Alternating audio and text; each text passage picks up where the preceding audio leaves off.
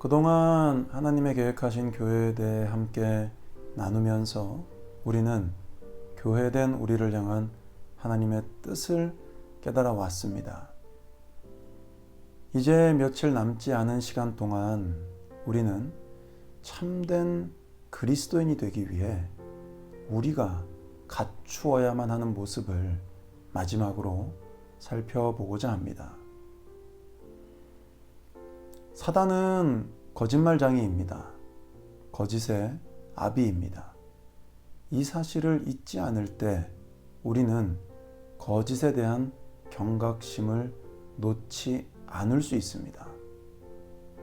우리가 거짓에 대한 경각심을 반드시 가져야 하는 이유는 진리와 거짓의 충돌이 우리 그리스도인에게는 반드시 일어나기 때문입니다. 사단은 거짓으로 세상을 물들이기 위해 반드시 진리의 자리에 있는 우리에게 공격을 감행합니다. 역사 속에서 거짓은 하나님의 백성들을 늘 괴롭혔습니다.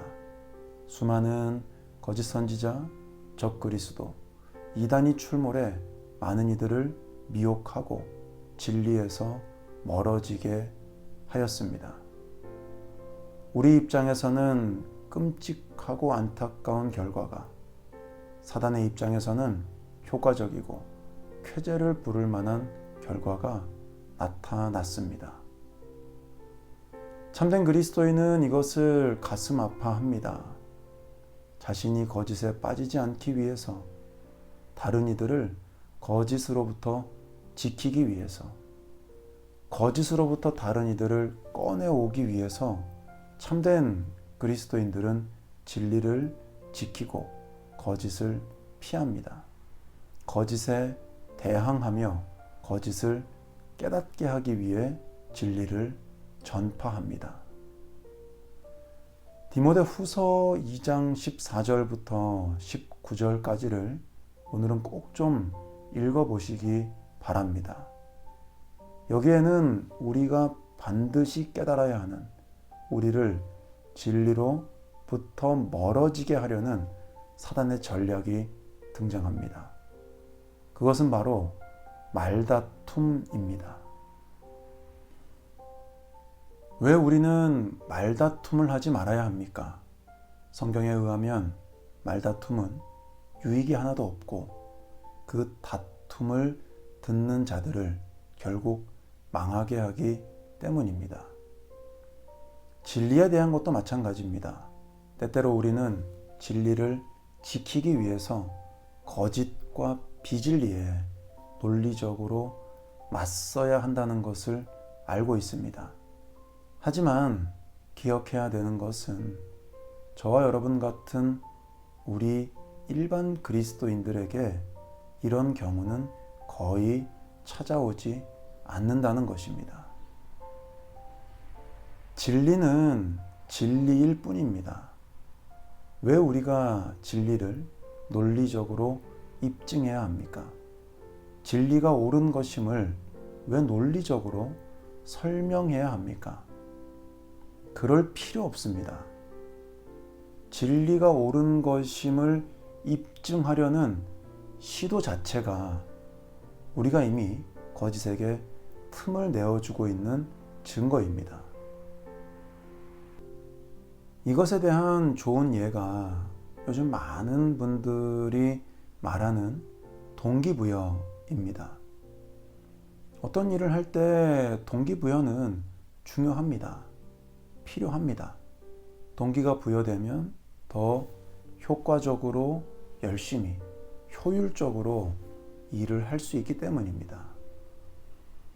하지만 말씀에 순종하기 위해서도 동기부여가 필요한가? 그것에 대해서 그런 것 아닌가?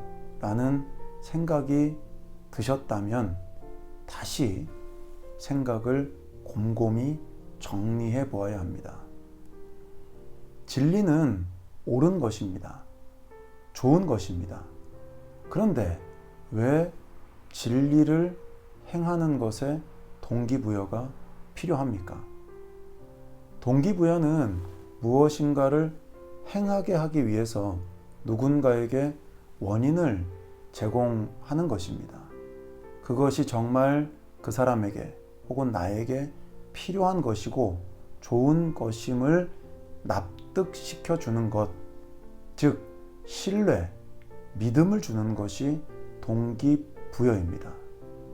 그렇기 때문에 진리는 좋은 것이고 진리는 옳은 것이라는 믿음이 있으면 동기부여는 필요하지 않은 겁니다. 만약 내가 진리를 행하려고 하는데 동기부여가 필요하다는 것은 내가 진리를 좋은 것으로 옳은 것으로 신뢰하지 않고 있다는 고백이나 마찬가지입니다. 진리가 아닌 거짓 쪽에 틈을 내어주고 있기 때문에 진리에 대한 믿음이 부족하기 때문에 진리를 행하기 위해서는 납득을 해야 하는 동기부여가 필요한 것입니다. 진리에 대한 나의 믿음이 확실하다면 다시 한 번 더 말씀드리지만 동기부여는 그다지 필요하지도 중요하지도 않습니다. 믿고 행하면 그만이기 때문입니다. 그래서 주님께서는 사람이 나를 사랑하면 내 말을 지킨다고 하신 것입니다. 사랑하는 데에는 동기부여가 필요하지 않습니다. 사랑하기 위하여 동기부여가 필요하다면 이것은 사랑이 식었거나 더 이상 사랑하지 않는다는 것입니다. 우리는 진리에 대한 다툼을 피해야 합니다. 다툼과 논쟁, 사변은 진리와 어울리지 않습니다. 요즘은 익숙해진 표현인 정치적 올바름도 마찬가지입니다. 올바름에 대한 기준을 나 자신으로 잡아서는 안 됩니다. 우리 모두는 다 죄인이기에 반드시 오류가 있는 존재이기에 우리는 절대 내가 옳다는 전제를 세워서는 안 됩니다. 옳음의 기준을 나로 세우는 순간 말씀에 순종하기 위한 동기부여는 필요하게 됩니다. 성경에서도 각자 자기 소견에 옳은 대로 살았던 시대가 있었습니다. 바로 사사시대였습니다. 각자 자기 소견에 옳은 대로 살면 그 시대는 반드시 사사시대처럼 영적 어두움, 영적 침체 속에 빠진다는 것을 기억하실 수 있어야 합니다. 우리가 추구해야 하는 옳음의 기준은 진리뿐입니다. 참된 그리스도인들은 진리를 붙잡고 거짓을 피합니다.